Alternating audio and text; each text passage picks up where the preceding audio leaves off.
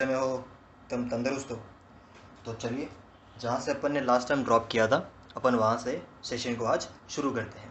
ठीक है। तो लास्ट टाइम मैंने आपको कहा था कि मैं आपको ये जो ऑर्डर वाला क्वेश्चन है इसको पीएनसी के फॉर्मेट से भी करना सिखाऊंगा। ठीक है। तो जिन लोगों ने पीएनसी नहीं पढ़ा है, वो मीन वाल के लिए इस पार्ट को स्किप कर सकता है। ठीक है। तो भाई जिसको पीएनसी आता है ये पार्ट फिलहाल उसी के लिए है। ठीक है भाई। तो क्या है ये पार्ट वो देखते हैं अपन। आओ, क्या लिखा है कि भाई let there are 80 different elements. कितने डिफरेंट एलिमेंट्स है भाई इसके अंदर? 80 डिफरेंट एलिमेंट्स है भाई साहब। अच्छा, यानी किसी मैट्रिक्स के अंदर 80 डिफरेंट एलिमेंट्स है। तो हमको बताना है कि टोटल पॉसिबल ऑर्डर कितने होंगे। अच्छा, तो भाई अगर इसको अपन पुराने तरीके से करें, ठीक है, तो चलो रफ पेपर लेके आते हैं, है ना। देखो, अगर इसको अपन पुराने तरीके से करें तो पुराने तरीके से कैसे कर सकते हैं बेटा कि भाई 80 को स्प्लिट कर लिया, जैसे कि भाई 1 × 80। टोटल ऑर्डर पता करना है ना, ऑर्डर तो ऐसे ही निकाले जाते हैं। 1 × 80 और फिर कितना रह गया अपने पास? 2 × 40, फिर 4 × 20, फिर 5 × 16 और उसके बाद कितना बच गया? 8 है ना, 8 × 10। 1 2 3 4 5 और इन्हीं का रेसिप्रोकल है ना, उल्टा। जैसे कि अगला अगर लेने जाओगे तो भाई ये 80 × 1 भी हो सकता है, 40 × 2 भी हो सकता है, 20 × 4 भी हो सकता है, 16 × 5 भी हो सकता है, 10 × 8 भी हो सकता है ना। तो ये कुल मिला के कितने हो गए भैया अपने पास? 10। टोटल कितने आ गए? 10 आ गए। हाँ कि ना। तो भाई 10 ऑर्डर पॉसिबल है। ये तो किया आपने कल वाले तरीके से, ठीक है ना। अच्छा, अब इसको थोड़ा स्मार्टली करना हो, है ना, थोड़ा स्मार्ट वे से करना हो तो भाई देख बेटा, स्मार्ट वे से कैसे करेंगे। तो भाई पीएनसी अप्रोच क्या है ना, अपन 10 आंसर लेके आएंगे अभी। तो देख खाली 80 को कर बेटा तो प्राइम फैक्टराइज। क्या कर इसको? Prime factorise. तो जैसे तो 80 को प्राइम फैक्टराइज करेगा तो तेरे पास कितना निकल के आएगा? तेरे पास निकल के आएगा 2⁴ × 5⁴ करके देख ले, 80 आएगा। हाँ कि ना, आगे 80। अच्छा, उसके बाद जिसने डिवाइज़र वाला कॉन्सेप्ट पढ़ा है तो भाई वो लोग क्या कर सकते हैं, वो लोग डायरेक्टली यूज़ कर सकते हैं कि टोटल नंबर ऑफ़, अगर अपने को डिवाइज़र्स निकालने हो तो कुल कितने डिवाइज़र्स है, वही तो अपना आंसर है। तो भाई कुल कितने डिवाइज़र्स पॉसिबल है इस चीज़ के, तो अपने डिवाइज़र किस तरीके से लिखते हैं भाई? ये जो पावर है, जैसे कि मैं यहाँ लिख दूँ, ये जो पावर है इसमें +1, ये जो पावर है इसमें +1 करके मल्टीप्लाई कर देते हैं। तो 4 + 1 × 1 + 1, ये कितना आ गया? 5 × 2 कितना आ गया? 10। अपना आंसर आ गया 10 पीएनसी के वैसे। अगर भाई चलो पीएनसी याद नहीं आ रहा, ये डिवाइज़र का कॉन्सेप्ट नहीं पढ़ा है, तो इसको लॉजिकल तरीके से भी कर सकते हैं ना, क्योंकि पीएनसी कोई फॉर्मूले वाला चैप्टर तो है नहीं। ठीक है। तो इस चीज़ को बेटा अपन लॉजिकली कैसे करेंगे, तू तो ये सोच कि करना क्या है अपन को, है ना, एकदम साफ ध्यान से देख कि हो क्या रहा है अपने साथ। अब तू यहाँ पे देख कि मेरे पास कितने टूज़ अवेलेबल है। तेरे पास 2 कितने हैं? अगर तू इस 80 को ध्यान से देखे तो ये लिखा है 2 × 2 × 2 × 2 × 5, ठीक है ना। अच्छा, तेरे पास कितनी बार टूज़ अवेलेबल है? मेरे पास 4 टाइम्स अवेलेबल है। और 5 कितनी टाइम्स अवेलेबल बेटा? मेरे पास 1 बार अवेलेबल है। ठीक है। अब ये न्यूमेरिकल वैल्यू में अगर तुम कंफ्यूज हो रहे हो तो इसको कुछ देर के लिए एप्पल बोल दो, ठीक है ना। इसको क्या बोल दो? एप्पल बोल दो। और इसको तुम लोग ऑरेंज बोल दो, ठीक है। तो तुम्हारे पास कितने एप्पल है भाई? तुम्हारे पास 4 तो एप्पल है और 1 क्या है? ऑरेंज है ना। यानी मैंने इसको क्या बोल दिया? मैंने एप्पल बोल दिया और इसको मैंने क्या बोल दिया? ऑरेंज बोल दिया। तो भाई तुम्हारे पास इतना आइटम है और तुमको इस आइटम को करना है डिस्ट्रीब्यूट, बांटना ही तो है। हम फैक्टर्स को बांट ही तो रहे हैं, ध्यान से देख, है ना। 1 और 80 को उठा के पेयर बना लिया, 2 और 40 को उठा के पेयर बना लिया, बांट ही तो रहे हैं अपन। हाँ के ना, दिख रहा है क्या? 40 में से मैंने 2 को इधर ट्रांसफ़र कर दिया था, सॉरी 80 में से मैंने 2 को इधर ट्रांसफ़र कर दिया था तो नया बन गया। फिर 2 को इधर ट्रांसफ़र कर दिया तो इधर नया वाला बन गया। तो अपन क्या कर रहे हैं बेटा? इन सबको क्या डिस्ट्रीब्यूट कर रहे हैं, ठीक है ना। अब तू ये सोच कि भाई 4 एप्पल और 1 ऑरेंज को डिस्ट्रीब्यूट कैसे कर सकते हैं। तो 4 एप्पल को डिस्ट्रीब्यूट करने का तरीका क्या है? या तो 1 दे दिया, 2 दे दिया, 3 दे दिया, 4 दे दिया, ये तो दिया ही नहीं। तो कुल कितने तरीके से तू एप्पल को डिस्ट्रीब्यूट कर सकता है? सर 5 तरीक़ों से। 1 दिया, 2 दिया, 3 दिया, 4 दिया, ये तो दिया ही नहीं। 5 तरीके हो गए, हाँ के ना। अब वैसे ऑरेंज को फिर यानी मल्टीप्लाई, अब ऑरेंज को कितने तरीक़ों से तू डिस्ट्रीब्यूट कर सकता है? या तो दिया, तो नहीं दिया, एक ही तो है अपने पास, तो यानी 2। तो बेटा इससे भी आंसर कितना आ गया? 10। आई बात समझ में? हाँ के ना। जिसको पहले बात समझ में आ गई वो डिवाइज़र का कॉन्सेप्ट यूज़ कर लो, है ना। जो लोग पहली बार देख रहे हैं वो थोड़ा सा यहाँ पे फोकस करने की ट्राई करो। आगे बात समझ में? तो बेटा अपन फिलहाल चुपचाप आंसर क्या लिख देंगे? अभी टोटल पॉसिबल ऑर्डर कितने अपने पास? टोटल पॉसिबल ऑर्डर कितने रह गए बेटा अपने पास? तो पहले मैंने क्या किया था, 80 को प्राइम फैक्टराइज किया था मैंने, तो भाई 2 की पावर 4 इंटू 5 की पावर 1। यहाँ से आंसर कितना आ गया था मेरे पास? यहाँ से मेरे पास आंसर आ गया था 5 इंटू 2, जो कि है 10 पॉसिबल ऑर्डर्स। क्या बोल, मेरी बात क्लियर है? पक्का पक्का, कोई दिक्कत नहीं, आगे बढ़ जाए एकदम ठीक है। अब बेटा जो ये अगला क्वेश्चन है ये थोड़ा सा इंटरेस्टिंग है, ये थोड़ा सा इंटरेस्टिंग है। इंटरेस्टिंग माने कैसे इंटरेस्टिंग है भाई? कि तुम ये देखो, तुम तो ये देखो, इसमें लिखा है कि total number of possible matrices, यानी कुल कितने मैट्राइसेस पॉसिबल है ना। अब देख इस क्वेश्चन को समझते हैं। अब चल फिर से एक रफ कागज़ आ गया तेरे सामने, ठीक है। रफ अपने फेयर पे रफ नहीं करेंगे ना, तो तू भी रफ कॉपी के लिए अलग से कॉलम बना लेना, रफ करना हो तो तेरे को। तो अब इसमें क्या लिखा है? टोटल पॉसिबल मैट्राइसेस कितने हैं? तो सर देखो अपने पास ऑर्डर कितने हैं? सर एक है अपने पास 1 इंटू 80। सर 1 इंटू 80 का मतलब क्या होगा? एक रो, और कितने कॉलम बन जाएंगे? ऐसे करते करते कितने कॉलम बन जाएंगे बेटा? 80 कॉलम्स बन जाएंगे। क्या बोल, मेरी बात समझ में आ रही है? पक्का पक्का। अब मान ले, और एलिमेंट्स कितने? 80 एलिमेंट है। मान ले एलिमेंट 1, एलिमेंट 2, एलिमेंट 3, ऐसे करते करते करते करते एलिमेंट 80। तो भाई ये एक अरेंजमेंट हुआ, यानी ये एक मैट्रिक्स हुआ, है ना। अब कोई ज़रूरी थोड़ी है कि मैं इसको ऐसे ही रखूँ। अब मान लो कि मैंने अल्फ़ा 2 पहले लिख दिया, इस नंबर को बाद में लिख दिया, फिर ऐसे करके चलाना शुरू किया, हाँ के ना। तो भाई ये भी तो 1 क्रॉस 80 का ऑर्डर है, हाँ के ना। तो ये दूसरा टाइप हो गया, नंबर चेंज हो गया ना, यानी ये मैट्रिक्स और ये मैट्रिक्स अलग अलग है, हाँ के ना। मैं फिर कोई तरीका कर सकता हूँ, है ना। फिर मैं कर सकता हूँ, मान लो मैंने लिखा अल्फ़ा 3, अल्फ़ा 2, अल्फ़ा 1, ऐसे करते करते करते करते अल्फ़ा 80, तो 1 इंटू 80, ये तीसरा टाइप हो गया कि नहीं हो गया? तो बेटा मैं अगर अंदर ये जो एलिमेंट्स है इनकी प्लेसेस चेंज करता रहूँ तो मेरे को अलग अलग अलग अलग अलग मैट्रिसेस मिलते जाएंगे। अभी तक तो मैंने सिर्फ एक ही ऑर्डर उठाया है, हाँ के ना। तो बेटा तू ये सोच कि कुल 1 क्रॉस 80 के कितने कितने मैट्रिसेस पॉसिबल है। तो सर आंसर निकल के आएगा कि जितने तरीक़ों से 80 एलिमेंट्स को बैठा सको। तो भाई 80 एलिमेंट्स को अपन कितने तरीक़ों से बिठा सकते हैं? मैं कहा देख, अगर 80 प्लेसेस है अपने पास, अगर अपने पास 80 प्लेसेस है तो 80 प्लेस बिठाने के तरीके कितने होते हैं? याद है क्या तेरे को बेटा? 80, 79, 78, ऐसे करते करते 3, 2, 1, यानी 80 फैक्टोरियल। इसका मतलब कि सर 1 क्रॉस 80 के 1 क्रॉस 80 के कितने बनने वाले हैं? सर 1 क्रॉस 80 के इतने पॉसिबल है, 80 फैक्टोरियल। मैं कहा हाँ बेटा, खुद सोच के देख, खुद सोच के देख। थोड़ी थोड़ी बात समझ में आ रही है ना? हाँ सर, चलो इतना क्लियर हो गया। अरे रुक भाई, ये तो सिर्फ 1 क्रॉस 80 के हैं। अब सर दूसरा ऑर्डर, मैं कहा सर और भी तो ऑर्डर थे ना बेटा अपने पास, और दूसरा ऑर्डर कौन सा था? सर 2 क्रॉस 40 के। मैं कहा इसके कितने पॉसिबल होंगे? भाई इसके भी 80 फैक्टोरियल पॉसिबल होंगे। तो सर यानी हर ऑर्डर के अपने अपने अलग अलग 80 फैक्टोरियल? मैं कहा हाँ बिल्कुल होंगे।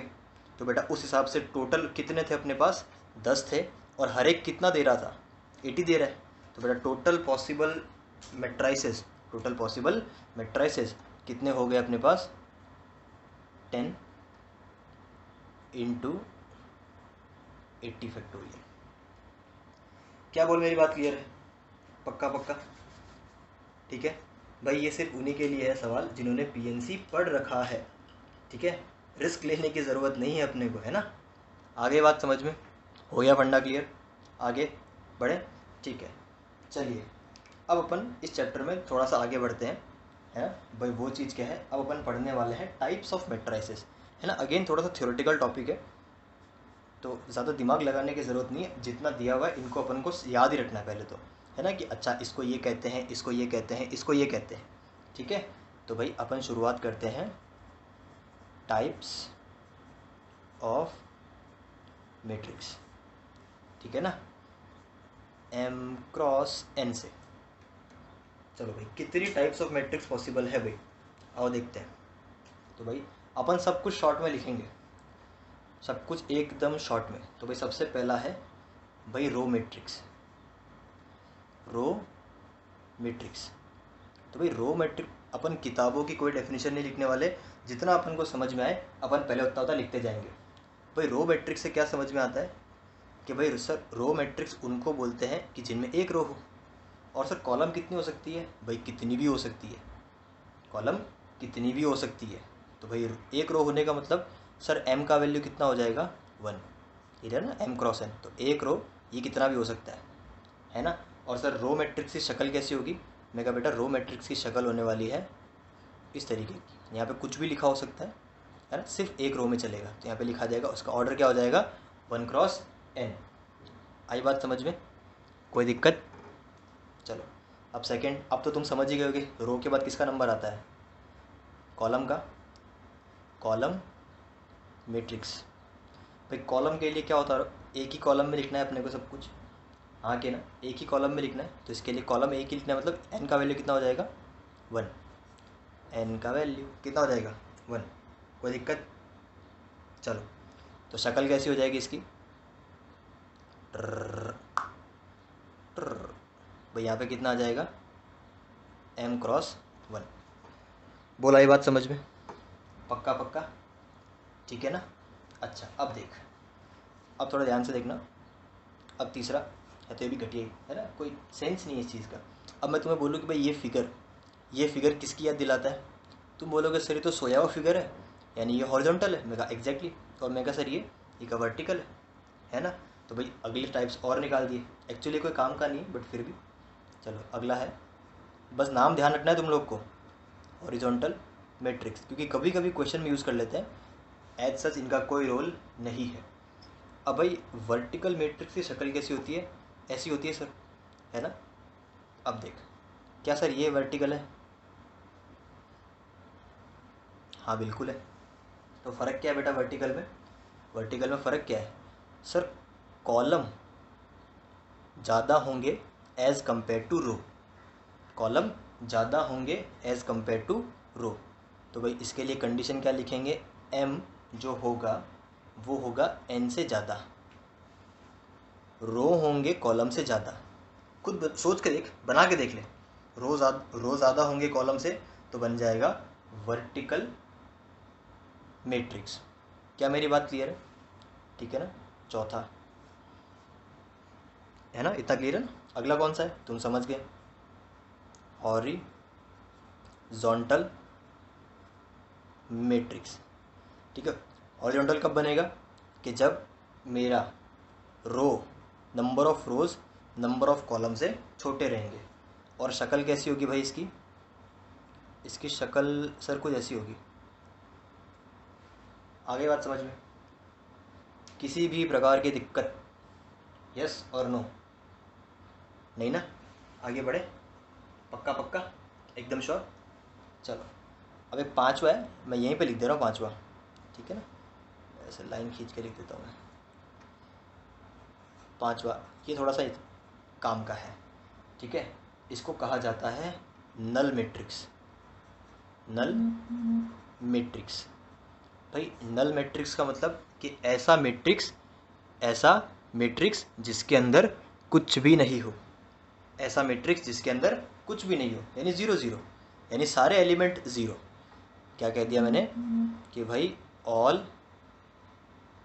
एलिमेंट 0, और मैथमेटिकली अपने सारे एलिमेंट को किससे दिखाते हुए आए हैं, ए आई जे। इसका मतलब ए आई जे क्या होगा, 0।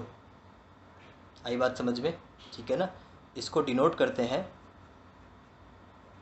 इसको डिनोट करते हैं, सिंपल अपन लिख देते हैं, है ना, सिंपल सिंपल सिंपल ऐसा, बस थोड़ा सॉलिड ओ लिख देते हैं, सॉलिड ओ, है ना, थोड़ा सा ऐसे ऐसे बना बना के घिस घिस के, ठीक है ना, कोई दिक्कत। ध्यान रखना कि देयर इज अ डिफरेंस है, there is a difference. Sir किस डिफरेंस की बात कर रहे हो, मैं कह देख कि अगर मेरे को ज़ीरो मैट्रिक्स लिखना है तो मैं उसको ऐसा लिखूँगा, ऐसा गाढ़ा गाढ़ा गाढ़ा कर दूंगा, तो क्या ये ज़ीरो दिखाई दिया, ये ज़ीरो नहीं है, ये ज़ीरो मैट्रिक्स है, और ये कौन है, सिंपल ज़ीरो। तो डिफरेंस है। फॉन्ट में ध्यान देना, है ना, कभी भी तो ऐसा मत लिख देना कि भाई ए इक्वल टू 0, भाई मैट्रिक्स ए 0 के बराबर है, तो भाई इसका मतलब क्या है, ये 0 कौन है, ये 0 मैट्रिक्स है ना। तो भाई आजा आगे बढ़ते हैं, है ना, ये दिखाई दे गया। और एक बात ध्यान रखना कि ऑर्डर इंपॉर्टेंट है। 0 का मतलब ये नहीं कि सारे 0 एक जैसे हैं, मतलब सर मैं कहा देख, मैं कहना ये चाहता हूँ तेरे को कि अगर कभी ऐसा लिखा मिल जाए कि 0 0 0 0, तो भाई ये क्या है, ये नल मैट्रिक्स है, पर इस नल मैट्रिक्स का ऑर्डर क्या है, 2x2।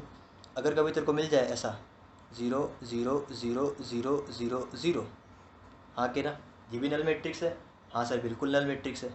तो सर ये भी नल मैट्रिक्स और ये भी नल मैट्रिक्स, तो क्या सर ये दोनों नल मैट्रिक्स आपस में बराबर है, मैं कहा नहीं। क्यों, क्योंकि इनका ऑर्डर अलग अलग है।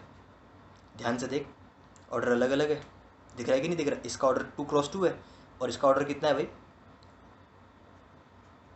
2x3। तो भाई ये दोनों सेम है क्या, नहीं। ये इंपॉर्टेंट चीज़ है, ये चीज़ अपने को ध्यान में रखनी है भाई।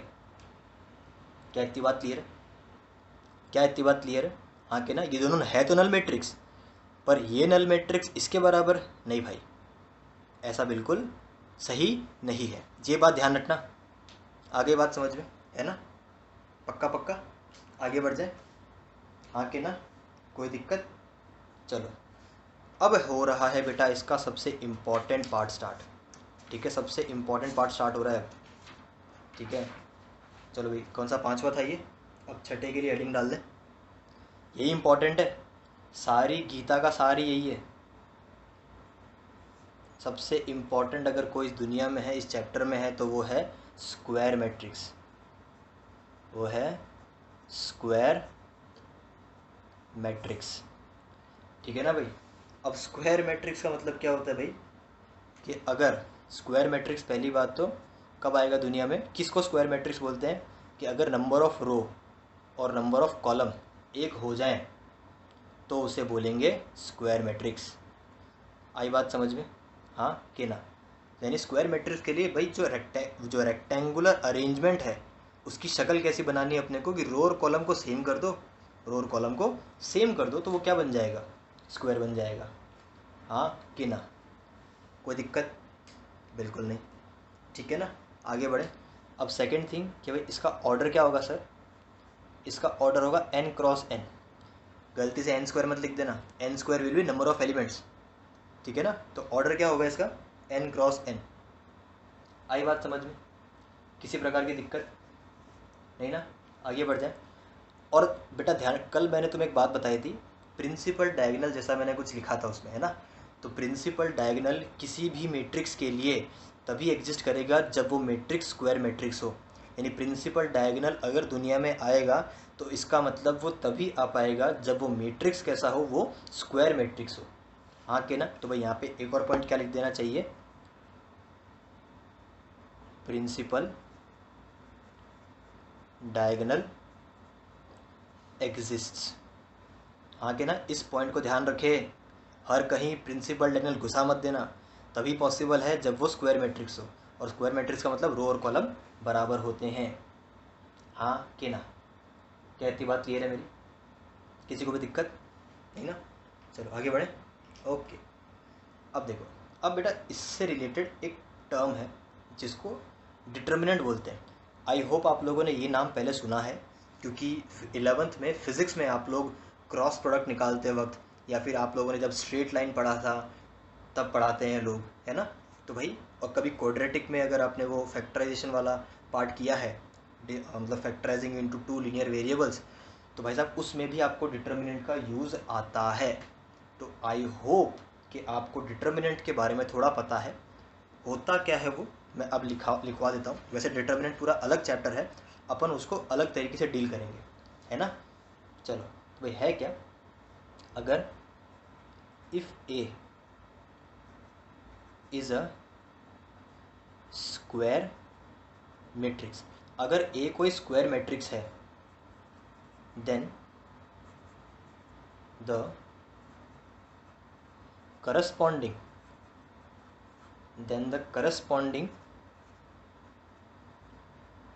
determinant of a, भाई a का जो डिटर्मिनेंट होगा, है ना, उसको बोलेंगे उसकी value is called as determinant value. आई बात समझ में। एंड इज डिनोटेड एज, या तो भाई इस ए के बाजू में 2 बार लगा दो, या तो लिखा जाता है डेट ए, डिटर्मिनेंट ए। इसको इस तरीके से दर्शाया जाता है, ध्यान रखा जाए, ये या तो ये। कोई दिक्कत? कोई दिक्कत? अब क्या लिख दिया बता भी देते, दिक्कत है सर। मान लो कि मैंने कोई मैट्रिक्स लिखा 1 2 2 3, मान लो ये लिखा, ठीक है ना। अब भाई ये तो डिटर्मिनेंट है, सॉरी ये मैट्रिक्स है, तो भाई मैट्रिक्स क्या है, एक अरेंजमेंट है। अब मेरे को किसी ने बोला कि इस मैट्रिक्स का मेरे को तुम वैल्यू बताओ, तो अगर तुमसे कोई मैट्रिक्स का वैल्यू पूछता है, इसका मतलब वो तुमसे इसका डिटर्मिनेंट वैल्यू मांग रहा है, इसका डिटर्मिनेंट वैल्यू मांग रहा है। तो जैसे वो तुमसे डिटर्मिनेंट वैल्यू मांग रहा है, तो तुम क्या लिख दोगे यहाँ पे कि भाई डिटर्मिनेंट ए। अब ये जो सिंबल है वो चेंज हो जाएगा इसमें, ठीक है, इसको डिटर्मिनेंट बोलते हैं, है ना। यानी मैं अब इस मैट्रिक्स का एक वैल्यू निकाल रहा हूँ, इस मैट्रिक्स का मैं एक वैल्यू निकाल रहा हूँ, उस वैल्यू का नाम क्या हो जाएगा, डिटर्मिनेंट। उस वैल्यू का नाम क्या हो जाएगा, डिटर्मिनेंट। अब वैल्यू निकालते कैसे, आई होप आप लोग को वो आता है। क्रॉस मल्टीप्लाई करते हैं यूँ और इसको करते हैं यूँ, ठीक है। तो भाई ये कैसे हो जाएगा, 3 × 1 और बीच में माइनस का साइन होता है, 2 × 2, ये कितना हो गया 3 - 4 बराबर -1। तो डिटर्मिनेंट ए का वैल्यू कितना हो गया -1। माइंड इट कि ये मॉडुलस का सिंबल नहीं है, दिख कुछ वैसा रहा है पर ये मॉडुलस का सिंबल नहीं है, है ना। इसका लिखने का मतलब क्या है कि भाई ये लिखा है डिटर्मिनेंट ऑफ ए, ठीक है ना भाई। हाँ के ना, किसी भी प्रकार की दिक्कत, पक्का पक्का, कोई दिक्कत। चलो चलो, तो अब इसके साथ अगर डिटर्मिनेंट की चल बेटा बात छिड़ी है, तो मैं एक आध 2 पॉइंट और लिख देता हूँ, है ना, तेरी खुशी के लिए। तो भाई उसको अपन ऐसा कह सकते हैं कि डिफरेंस बिटवीन, अब डिफरेंस क्या, डिफरेंशिएट करना आ जाना चाहिए अपने को, क्योंकि तुमने थोड़ा सा डिटर्मिनेंट ऑलरेडी पढ़ा है। Difference between matrix and determinant, ठीक है ना। इन दोनों के बीच में डिफरेंस क्या है थोड़ा सा पहले वो जान लेते हैं। एक डिफरेंस अभी मैंने लिख के दिया, ठीक है ना। चल तो भाई पहला डिफरेंस क्या लिखने वाले हैं अपन, कि भाई एक बात हमेशा ध्यान रहे, क्या, कि determinant is always square. Determinant हमेशा स्क्वायर मैट्रिक्स का ही निकलेगा, हमेशा स्क्वायर स्क्वायर जैसा दिखेगा तुमको, जितनी रो उतनी कॉलम ही होती है उसके अंदर, ठीक है ना। आई बात समझ में, कोई दिक्कत नहीं। बट मैट्रिक्स कैसा हो सकता है बेटा, बट मैट्रिक्स में और मे नॉट बी स्क्वायर। भाई वो स्क्वायर भी हो सकता है और वो कोई और फॉर्मेट में भी हो सकता है, कोई दिक्कत नहीं भाई। चलो आगे अगला देखते हैं। अब मैट्रिक्स है, ये डिफरेंस आपको बता चुका हूँ ऑलरेडी, इसको बस शब्दों में लिखना है कि भाई matrix is only arrangement. Matrix क्या है?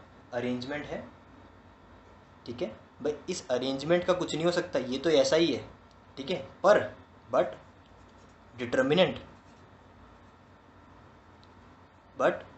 Determinant has its value, has its value, ठीक है ना भाई। डिटर्मिनेंट एक वैल्यू होती है, मैट्रिक्स एक अरेंजमेंट होता है। डिटर्मिनेंट हमेशा स्क्वायर का ही निकलता है ना, स्क्वायर लोगों का ही डिटर्मिनेंट निकलता है, ठीक है ना। किसी और का निकाल मत देना। जैसे 2×3 का तुम डिटर्मिनेंट नहीं निकाल सकते, है ना। आई बात समझ में? आता नहीं है ऐसा नहीं है, निकाल ही नहीं सकते। आ गई बात समझ में? पक्की बात, ठीक है। आगे बढ़ जाए, चलिए। तो भाई ये तो हो गया इसकी बात, है ना, छोटा सा डिफरेंस लिख दिया। चलो अब अगर तुमसे मैं एक छोटी सी बात पूछूं, तुमने थोड़ी देर पहले ये पढ़ा था कि भाई नल मैट्रिक्स, तो अगर नल मैट्रिक्स का तुम डिटर्मिनेंट निकालो, कोई भी ऑर्डर n मान लो, तो उसका आंसर हमेशा कितना आएगा? 0। याद रखना ये चीज़, ठीक है ना। अगर नल मैट्रिक्स का डिटर्मिनेंट निकाला जाए तो उसका आंसर सदैव कितना आएगा बेटा? 0। आ गई बात समझ में? किसी प्रकार की दिक्कत नहीं? चलिए, तो भाई इसी के साथ बेटा एक और पॉइंट ध्यान रखना, इसके साथ एक और चीज़ ध्यान रखना, क्या कि अगर कहीं पे तुम्हें लिखा मिल जाए कि भाई डिटर्मिनेंट a का वैल्यू 0 है, डिटर्मिनेंट a का वैल्यू 0 है, डिटर्मिनेंट a का वैल्यू 0 है, तो इसका कतई मतलब नहीं होगा कि मैट्रिक्स नल है। इसका कतई मतलब नहीं है। सर क्या कहना चाहते हो? मैं कहा कि देख एग्जांपल देख ले, कि अगर मैं ये ले लूँ 1 2 2 4, ठीक है ना, क्या ये नल मैट्रिक्स है? क्या ये नल मैट्रिक्स है? सारे 0 है क्या इसके अंदर? नहीं, बिल्कुल नहीं, 0 नहीं है सर। मैं कहा तो फिर अब देख, अगर मैं इसका डिटर्मिनेंट निकालूँ, अगर मैं इसका डिटर्मिनेंट निकालूँ तो डिटर्मिनेंट कितना आएगा? 1 2 2 4। तो सॉल्व किया, क्रॉस मल्टीप्लाई किया, 4 - 2 2 जा 4, कितना आ गया? 0। क्या दिखाई दे रहा है? हाँ के ना। इसका मतलब कि भाई डिटर्मिनेंट 0 है पर मैट्रिक्स नल नहीं है। तो भाई अंदाज़ा मत लगा लेना कभी कि डिटर्मिनेंट 0 है इसका मतलब मैट्रिक्स 0 होगा, ऐसा नहीं है। मे भी और मे नॉट भी। हाँ के ना? क्या इतनी बात क्लियर हो गई? पक्की बात, पक्का पक्का। आगे बढ़ जाए, ठीक है ना। चलो तो भाई आगे बढ़ते हैं। चल आजा राजा। अब 2-3 पॉइंट और हैं। अब देखो भाई स्क्वायर मैट्रिक्स में आपने एक चीज़ लिखी थी जिसका नाम दिया था हम लोगों ने principal diagonal exist. Principal diagonal exist लिखा था कि नहीं लिखा था? और बेटा दुनिया में जब भी प्रिंसिपल डायगोनल आएगा तो उससे जुड़ा हुआ एक टर्मिनोलॉजी है जिसका नाम है ट्रेस, ट्रेस ऑफ मैट्रिक्स, है ना। ट्रेस उससे एसोसिएटेड एक शब्द है जिसको हम बुलाते हैं ट्रेस। अब ट्रेस क्या होता है भाई? ट्रेस होता है sum of all elements of diagonal के जितने भी एलिमेंट है उन सब का अगर समेशन कर दिया जाए तो बेटा वो क्या निकल के आ जाएगा? ट्रेस, ठीक है ना। तो रहा पहला पॉइंट। सेकंड पॉइंट क्या है? इसको डिनोट कैसे करते हैं? It is denoted by TR of A। Matrix का ट्रेस TR ऑफ A लिखते हैं। आ गई बात समझ में? किसी भी प्रकार की दिक्कत? हाँ के ना। चलो, तो अगर कहीं पे ऐसा लिखा है कि अगर कोई मैट्रिक्स ऐसा दिया है, चलिए सर बड़ा वाला लेते हैं, A11 A12 A13 A21 A22 A23 A31 A32 A33, ये 3×3 है। अगर मुझसे कोई पूछता कि बता ट्रेस ऑफ A कितना, तो मैं बोलता कि डायगोनल के जितने भी मामू हैं सबको जोड़ दो। तो भाई A11 plus A22 plus A33। बोल दिक्कत नहीं। तो भाई इसको क्या ऐसा लिखा जा सकता है, इनको एक्सपांडेड फॉर्म में। अगर प्लस का साइन हटाना हो तो मेरे को सिग्मा लगाना पड़ेगा, और यहाँ पे क्या लिख दूंगा मैं, इनका जनरल फॉर्मेट लिख दूंगा। आई 1 से लेकर के n जा रहा है। ये तो ऑर्डर 3 था, अगर ऑर्डर n हो जाए तो क्या काम करेगा, ये काम करेगा, ठीक है ना। अब 1 रखोगे तो 1 1, फिर 2 रखोगे तो 2 2, 3 रखोगे तो 3 3, तो पूरा तुमको सीरीज़ मिल जाएगा। क्या मेरी बात क्लियर है? पक्की बात? किसी को भी दिक्कत नहीं ना? 100%। चलो अब बेटा जैसे ही ट्रेस मार्केट में आया तो कुछ प्रॉपर्टीज़ अपने साथ लेके आया, ठीक, कुछ प्रॉपर्टीज़ अपने साथ लिख के, चलो यहाँ लिख दो एक ना, फॉर ऑर्डर n, ठीक है ना। अब इसकी अपनी खुद की कुछ प्रॉपर्टीज़ है, ठीक है ना, इसकी अपनी कुछ प्रॉपर्टीज़ है। तो भाई प्रॉपर्टीज़ है, इसी के अंदर लिख लेना प्रॉपर्टीज़। अच्छा, सबसे पहली प्रॉपर्टी क्या है बेटा कि भाई अगर ये एक्चुअली थोड़ा बाद में देखेंगे पर तुमको ऑलरेडी समझ में आ जाएगा, है ना। प्रॉपर्टी समझ के चलो। क्या लिखा है भाई, a प्लस बी। अगर तुम लोग दो मैट्रिक्स को जोड़ के उसका ट्रेस निकालो, प्लस या माइनस लिख दो, है ना, जोड़ के घटा के अगर ट्रेस निकालो, या तो अलग अलग ट्रेस निकालो, या तो अलग अलग ट्रेस निकालो, बात एक ही है, ठीक है ना,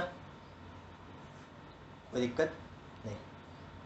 अगर ऐसा लिखा है कि अगर किसी मैट्रिक्स के साथ कोई स्केलर वस्तु मल्टीप्लाइड है, अगर किसी मैट्रिक्स के साथ कोई वस्तु मल्टीप्लाइड, जैसे टू मल्टीप्लाई है, तो बेटा वो 2 क्या आ जाएगा, बाहर आ जाएगा, और तुम चुपचाप इसका ट्रेस निकाल सकते हो, ठीक है ना। तीसरा, अगर तुमको दिया हो, अगर दो मैट्रिक्स को मल्टीप्लाई, यही सीखना है अपन को एक्चुअली में आगे जाके कुछ देर के बाद। तुम इस बात को सिर्फ समझते चलो, इनका अप्लीकेशन थोड़ी थोड़ी देर में देखते जाएंगे, है ना। तुम समझ के चलना, अच्छा है ना, क्योंकि अपने को मैट्रिक्स का एडिशन भी देखना है, सब्ट्रैक्शन भी देखना है, स्केलर मल्टीपल भी देखना है, ये सब थोड़ा देर बाद देखना है अपने को, ठीक है ना। यहाँ पे तो सिर्फ प्रॉपर्टीज़ आ गई इसलिए अपन इसको लिस्ट डाउन कर रहे हैं, ज़्यादा इसको दिल पे मत लेना, ठीक है ना, कि सर कैसे करेंगे, क्वेश्चंस आ जाएंगे अपने आप, कोई दिक्कत नहीं। अगर दो मैट्रिक्स को मल्टीप्लाई करके ट्रेस निकालो, a इंटू बी करके, ठीक है, चाहे उल्टी तरीके से मल्टीप्लाई करो, ठीक है, ये सब तुम्हारे लिए राज है अभी कि सर ये क्या लिख रहे हो, ठीक है। लिखने के लिए एक बार अपनी नोट कॉपी में भर लेना, मेरी बात कुछ लेक्चर्स के बाद तेरे को एकदम समझ में आ जाएगी। साथ में नोट्स बनाने बहुत ज़रूरी है, वरना तू डिस्ट्रैक्ट हो जाएगा अगर मैं बार बार तेरे को बोलूँगा कि पीछे से लिंक कर, पीछे से लिंक कर, ठीक है ना, वैसे मज़ा नहीं आएगा। तो तू बेटा नोट्स बना के चल, ठीक है। तो अपना जो अगला पॉइंट है ना, अगला पॉइंट क्या भाई अपने पास, अपने लास्ट पॉइंट क्या लिखा था, determinant a is equal to 0 doesn't imply कि भाई matrix a is equal to 0, ठीक है। चल अब अगला पॉइंट लिख ले, इसमें एक छोटा सा नोटेशन जैसा कुछ है। नोटेशन जैसा कुछ का क्या मतलब है भाई, कि अगर लिखा है कि अगर कहीं पे तो लिखा मिल जाए कि a is 3 square matrix, a is 3 square matrix, तो भाई 3 स्क्वायर मैट्रिक्स का साफ मतलब होता है कि ऑर्डर 3 क्रॉस 3 है। क्या बोल, मेरी बात समझ में आई? हाँ के ना। तो भाई a इज़ 3 स्क्वायर मैट्रिक्स का मतलब क्या हुआ कि ऑर्डर 3 क्रॉस 3 है ना। चलो अगला पॉइंट, अब देखो, अब मान ले कि भाई मैं एक मैट्रिक्स अज्यूम करता हूँ, जैसे कि कर ली मैंने x1 x2 y1 xy y1 y2 z1 z2, है ना, ये कोई भी मैट्रिक्स है, ये कोई भी मैट्रिक्स है। तो भाई इस मैट्रिक्स में एक टर्मिनोलॉजी है कि भाई कौन सी टर्मिनोलॉजी, कि द एलिमेंट्स, अगेन ये भी सब नाम है, याद नहीं रखोगे तो भी चलेगा, पर कभी क्वेश्चन में दिख जाए, कभी क्वेश्चन में दिख जाए तो कंफ्यूज नहीं होना, सिर्फ इसलिए नाम बता रहा हूँ, वरना नाम बताने का मेरा कोई इंटेंशन नहीं है, ठीक है। The elements aij and aj are called conjugate elements. क्या कहने का मतलब है सर आपका? भाई मेरे कहने का मतलब है कि भाई कोई भी मैट्रिक्स तुम्हें दिखाई दे, है ना, ऑफ कोर्स स्क्वायर मैट्रिक्स की अपन बात कर रहे हैं, तो भाई इस डायगोनल को छोड़ के, है ना, ए आई जे और ए जे आई, ये एलिमेंट का जो पेयर होगा इनको बोलेंगे कॉन्जुगेट एलिमेंट्स। अब जैसे कि भाई तुम ये देखो कि भाई ये चला दिया, तो यानी ये x1 और ये y1 ये दोनों आपस में कॉन्जुगेट है ना। ये क्या है? ये कौन सा वाला एलिमेंट है? ये एलिमेंट है a12 और ये वाला कौन सा एलिमेंट है? a21, है ना। तो भाई इन दोनों को अपन क्या बोलेंगे? कॉन्जुगेट एलिमेंट्स बोलेंगे, ठीक है ना। वैसे ही कि भाई ये x2 वाला और कौन सा वाला, सोच के देख, और कौन सा वाला हो गया? ये कौन सा? 3 1, ये 1 3, यानी ये z1 वाला। आई बात समझ में? वैसे और कौन कॉन्जुगेट है? ये y2 और ये z2। बोल, मेरी बात क्लियर है? हाँ के ना। तो यहाँ पे हमने क्या लिख लिया, कौन कौन कॉन्जुगेट है? x1 and y1। एक और लिख लें, y2 and z2 are conjugate elements, are conjugate elements. बोल, इतनी बात मेरी क्लियर है? किसी प्रकार की दिक्कत? हाँ कि ना? समझ में आ गया ना? ठीक है। अब बेटा देख, एक टर्मिनोलॉजी और है, ठीक है ना, इसको भी हेडिंग माफ के लिख दे ट्रेस की तरह, कि भाई क्या है वो? Singular and non singular matrix. पूरा स्टार्टिंग में बेटा सब थ्योरी है, जब तक क्वेश्चन नहीं आ जाता इसका एक एक रोम रोम इसका थ्योरी है ना। इसीलिए ये थोड़ा सा मैंने तुमको पहले ही कहा था कि थोड़ी तुमको चीज़ें याद करनी पड़ेगी, है ना। अब दो नए नाम और जुड़ गए मार्केट में तुम्हारे साथ, singular and non singular matrix, ठीक है भाई। ये क्या होता है कि भाई अगर कहीं लिख दिया कि अगर डिटर्मिनेंट ए ज़ीरो है, अगर डिटर्मिनेंट ए ज़ीरो है, तब बोलेंगे कि ए इज़ सिंगुलर मैट्रिक्स, ठीक है ना। किसी भी मैट्रिक्स का अगर डिटर्मिनेंट ए ज़ीरो आ जाए तो भाई उसका नाम क्या हो जाएगा? Singular matrix. उसका नाम क्या हो जाएगा? सिंगुलर मैट्रिक्स, ठीक है ना। सेकंड, अगर लिखा हो कि भाई डिटर्मिनेंट ए ज़ीरो नहीं है, ये सारे नाम अपन कुछ टाइम के बाद आगे जाके यूज़ करने वाले हैं, इसलिए बेटा सब नाम लिखवा रहा हूँ, है ना। तो बेटा ये सारे नाम अपन को याद होने चाहिए, है ना, ये तो इम्पॉर्टेंट है, आगे जाके इसका मस्त रोल है singular and non singular matrix का। अगर डिटर्मिनेंट ए ज़ीरो नहीं है तब ए को क्या बोलेंगे? A is non singular matrix. क्या मेरी बात समझ में आ रही है तेरे को? हाँ कि ना? किसी भी प्रकार की दिक्कत? पक्का पक्का? पक्की बात? चलो आगे बढ़ जाए ना। चलो, तो अब अपन क्लासिफिकेशन पे वापस चलते हैं। बेटा ये तो था थोड़ा सा स्क्वायर मैट्रिक्स के ऊपर कच्चा चिट्ठा, ठीक है ना। तो अब अपन आगे बढ़ते हैं, ठीक है ना। अब ये सबसे मोस्ट इम्पॉर्टेंट क्लासिफिकेशन है जो अपन अब देखने वाले हैं। इसको तो बेटा तेरे को एज इट इज़ याद रखना ही है, ठीक है। तो भाई वो क्या है? अब अपन देखने वाले हैं स्क्वायर मैट्रिक्स का क्लासिफिकेशन, यानी स्क्वायर मैट्रिक्स के अंदर क्या क्या आता है, ठीक है। तो देख भाई, लिखा मैंने स्क्वायर मैट्रिक्स, ठीक है। अब स्क्वायर मैट्रिक्स के अंदर दो लोग आते हैं,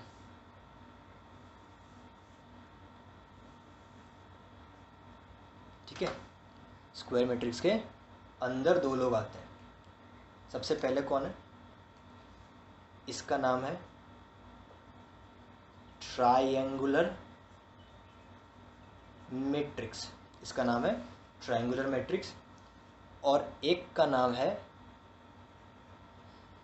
डायगोनल मैट्रिक्स, ठीक है। नाम ध्यान रखना है अपने को। अब बेटा ट्रायंगुलर मैट्रिक्स से क्या समझ में आता है अपने को? कुछ ट्रायंगल जैसा होगा सर, है ना, बिल्कुल होगा, ठीक है। तो बेटा ट्रायंगुलर मैट्रिक्स भी दो तरीके में बटा हुआ है, ठीक है। तो भाई पहला तरीका कौन सा है? पहला कौन सा है? Upper triangular matrix. और अगले वाले का है लोअर ट्रायंगुलर मैट्रिक्स। ठीक है, अब किसको अपर बोलते हैं किसको लोअर बोलते हैं उसके लिए बेटा देख मैं तेरे को एग्जांपल देता हूँ, है ना। एग्जांपल क्या है कि कोई भी मैट्रिक्स बनाओ, मतलब स्क्वायर होना चाहिए, ऐसा नहीं कुछ भी ठेप दिया आपने ने। सबसे पहले मैंने डायगोनल के एलिमेंट भर दिए भाई, कोई रिक्स बिल्कुल रिक्स नहीं लेने का। A11 A22 A33 भर दिया, आगे ना भाई। अपर ट्रायंगुलर को अब तुम थोड़ा ध्यान से देखना कि भाई तुम्हारे सामने दो ट्रायंगल आ गए, एक ये रहा ट्रायंगल, एक ये रहा ट्रायंगल। इनके जो नाम है इनकी व्याख्या उससे थोड़ी सी डिफरेंट है। हम इसको उल्टा याद रखेंगे बेटा, तो ये चीज़ दिमाग में रख के चलना, हम इनको उल्टा याद रखेंगे। उल्टा याद रखने का क्या मतलब है सर, मैं बोला कि अगर अपर ट्रायंगुलर हो तो नीचे ज़ीरो, नीचे ज़ीरो मतलब डायगोनल के नीचे सारे जीरो, जीरो जीरो जीरो, और ऊपर कुछ भी भर दो, ऊपर कुछ भी भर दो। समझ में आ रही बात? तो मैं क्या भर दिया, कुछ भी भर दो यहाँ पे ना, कुछ भी भर दो, तुम्हारी मर्जी। इनमें से एक आध एलिमेंट जीरो भी हो सकता है, उससे खास फर्क नहीं पड़ेगा, खास का कुछ फ़र्क नहीं पड़ेगा। आई बात समझ में? हाँ कि ना, किसी भी प्रकार की दिक्कत है ना, ये बनता है ऐसे।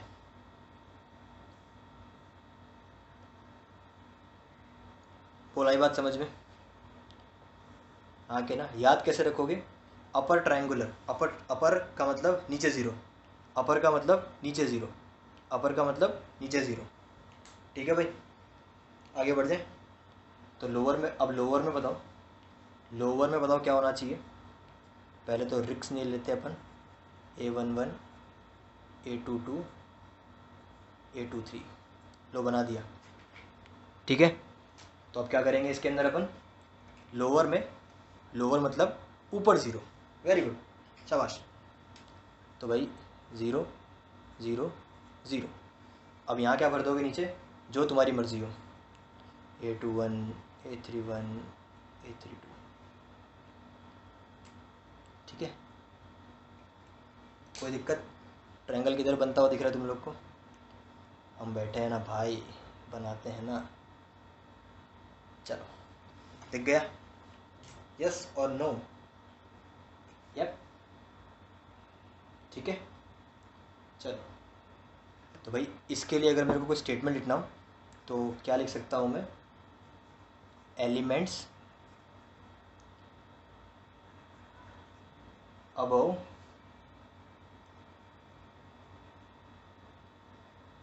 प्रिंसिपल डायगोनल, यानी एलिमेंट सिर्फ प्रिंसिपल डायगोनल के ऊपर होंगे, है ना। तो भाई अगर तुमको यहाँ मिल जाए, कंडीशन मिल जाए, मतलब कंडीशन क्या है भाई इसके लिए, ये कंडीशन इम्पॉर्टेंट है कि अगर आई जे से छोटा है, अगर आई जे से छोटा है, सॉरी सॉरी सॉरी सॉरी, अगर आई जे से बड़ा है ना, लिख क्या रहे हैं बोल क्या रहे हैं अगर आई जे से बड़ा है तो ये वो इलाका है बेटा जहाँ पे आई जे से बड़ा है। तो जब भी ऐसा आएगा तब सारे के सारे एलिमेंट क्या हो जाएंगे, जीरो। सारे के सारे एलिमेंट क्या हो जाएंगे, ज़ीरो। और सेम इसमें लिख सकते हैं कि भाई ये कौन सा इलाका है, ये वाला जो इलाका है वो कौन सा इलाका है, जहाँ पे आई जे से छोटा है। अगर कभी भी आई जे से छोटा है ना, तो अपने क्या बोल देंगे, और वहाँ पे सारे के सारे एलिमेंट अगर ज़ीरो है तो हम चुपचाप क्या बोल देंगे, वो कौन है, लोअर ट्रायंगुलर मैट्रिक्स, है ना। इन पे ध्यान मत देना ज़्यादा, जो मैंने पहले बोला उतना ध्यान रखना। अपर का मतलब नीचे ज़ीरो, लोअर का मतलब ऊपर ज़ीरो। आगे बात समझ में? खोपड़ी में चिपक गया, एकदम चिपक गया, यस और नो? ठीक है, अब चलते हैं बेटा डायगोनल मैट्रिक्स की तरफ। अब बढ़ते हैं डायगोनल मैट्रिक्स की तरफ। तो भाई सबसे पहली बात, डायगोनल मैट्रिक्स की शक्ल कैसी होती है? मैं कहा बेटा डायगोनल मैट्रिक्स का मतलब होता है केवल डायगोनल में एलिमेंट। जैसे कि मान लो यहाँ पे लिखा है D1 D2 D3, इसके अलावा ऊपर नीचे सब zero, zero zero zero zero zero zero, सब ज़ीरो। ऐसे मैट्रिक्स का नाम होता है डायगोनल मैट्रिक्स। ऐसे मैट्रिक्स का नाम होता है डायगोनल मैट्रिक्स। बोलाई बात समझ में? हाँ कि ना भाई? इसको कुछ लोग ये इतना बड़ा ना लिख के चुपचाप क्या लिखते हैं, ए इज़ इक्वल टू, इसका शॉर्ट फॉर्म है DIAG, और यहाँ पे लिख देंगे D1 D2 और D3, शॉर्ट फॉर्म है। इतना बड़ा ना लिख के चुपचाप ये लिखते हैं, यानी DIAG D1 D2 D3 का मतलब क्या हुआ? क्या मतलब हुआ इसका? कि सिर्फ और सिर्फ किस में एलिमेंट है? डायगोनल में एलिमेंट है। क्या इतनी मेरी बात क्लियर है? पक्की बात? हाँ कि ना? चलो अच्छा, इसकी अगर ऐसी डेफिनेशन लिखनी हो तो भाई क्या लिख सकते हैं ऐसी डेफिनेशन? तो हम लिख सकते हैं हैविंग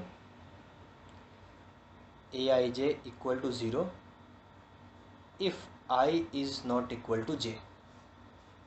देख लो भाई, ये नीचे वाला छचुंदर और ऊपर वाला छचुंदर में I j बराबर थोड़ी है, इसलिए वो सारे एलिमेंट क्या हो गए? 0। तो ये थोड़ा किताब में इस तरीके का लिखते हैं, इस तरीके के आइटम किताब में लिखते हैं, तो अपन को उन सबसे कोई खास मतलब नहीं है, बस पता होना चाहिए कैसे क्या लिखा है। ठीक है भाई? हाँ कि ना? चुपड़ा साफ हो गया, मामला साफ हो गया? यस और नो? आगे बढ़ जाए। अब देखो, अब डायगोनल मैट्रिक्स के अंदर एक स्पेशल मैट्रिक्स है, ठीक है, उसका नाम है स्केलर मैट्रिक्स।